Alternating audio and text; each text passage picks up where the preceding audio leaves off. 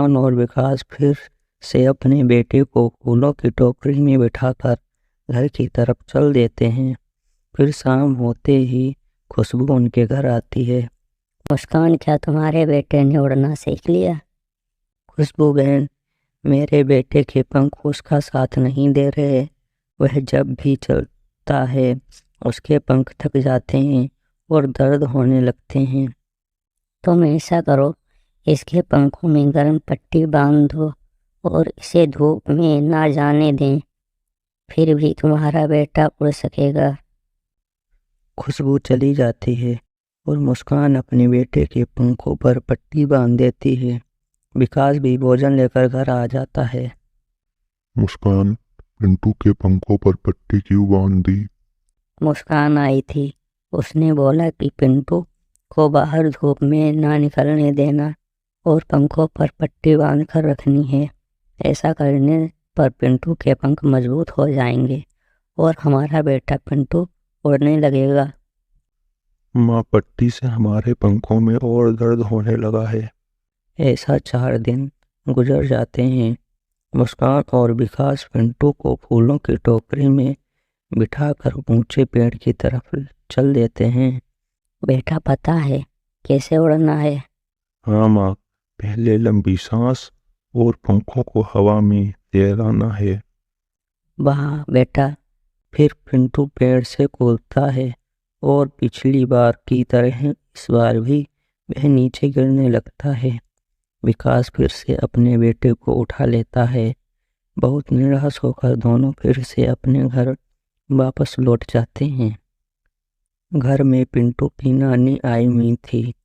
आप सब कहाँ घूम रहे हो बेटा? माँ पिंटू को उड़ना सिखाने के लिए ऊंचे पेड़ की तरफ ले गए थे, मगर पिंटू इस बार भी उड़ ना सका। किसी डॉक्टर को दिखाया है क्या? नहीं माँ, खुशबू ने कहा था कि पंखों पर गर्म पट्टी बांध दो और इसे धूप में ना निकलने दें।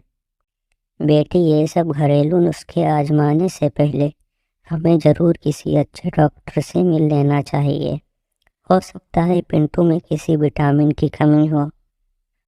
तो फिर हम आज ही डॉक्टर झटका के पास ले जाते हैं। फिर विकास और मुस्कान पिंटू को फूलों की टोकरी में बिठाकर डॉक्टर झटका के पास ले जाते हैं। आप तो फालतू में परेशान हैं। आपके बेटे में विटामिन डी की कमी है। इसे सुबह सुबह 2 घंटे धूप में बिठाया करो और हर रोज दूध और अंडा दिया करो। ऐसा करने से विटामिन डी की कमी जल्दी ही पूरी हो जाएगी। डॉक्टर साहब, मगर खुशबू ने तो कहा था कि इसे धूप में निकलने नहीं देना। वो डॉक्टर नहीं है। ऐसे ही घरेलू नुस्खे आजमाने से बहुत से पक्षी जीवन भर के लिए अपाहिज हो जाते हैं। कोई भी दिक्कत हो, सबसे पहले डॉक्टर की सलाह के बिना कुछ भी ना करें। हमसे गलती हो गई डॉक्टर साहब कि हमें पहले आपके पास नहीं आए। इसे दवा की ज़रूरत नहीं है। इसे सुबह 2 घंटे धूप में बैठाएं और दूध और अंडा खिलाएं। जल्द ही आपका बेटा सही हो जाएगा। फिर वो वापस घर चले जाते हैं।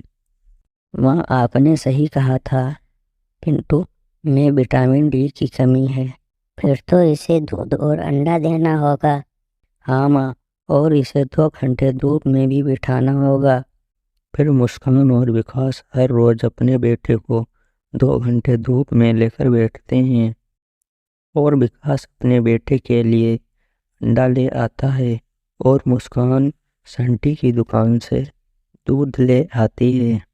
5 दिन ऐसा ही करने से पिंटू अपने आप में बहुत ताकत महसूस कर रहा था। माँ, चलें? कहाँ बेटा? ऊंची पेड़ की तरफ। मुझे लग रहा है अब मैं उड़ सकूंगा। मेरा बेटा जरूर उड़ेगा। मुस्कान और विकास फिर से अपने बेटे को ऊंचे पेड़ की तरफ ले जाते हैं। फिर पिंटू लंबी सांस लेता है और कूदता है, मगर पिंटू तो आज अपने पंख फैलाकर आगे बढ़ता है। वो थोड़ी ही देर बाद अच्छे से उड़ने लगता है उसे देखकर मुस्कान और विकास बहुत खुश होते हैं।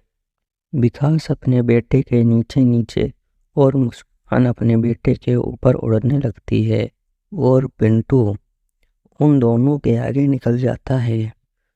तो बच्चों, हमें इस कहानी से यह शिक्षा मिलती है कि कोई भी दिक्कत हो, डॉक्टर की सलाह के बिना कोई भी घरेलू नुस्खे ना आजमाएं। प्यारे दोस्तों, वीडियो को लाइक और चैनल को सब्सक्राइब अवश्य कर दें। धन्यवाद।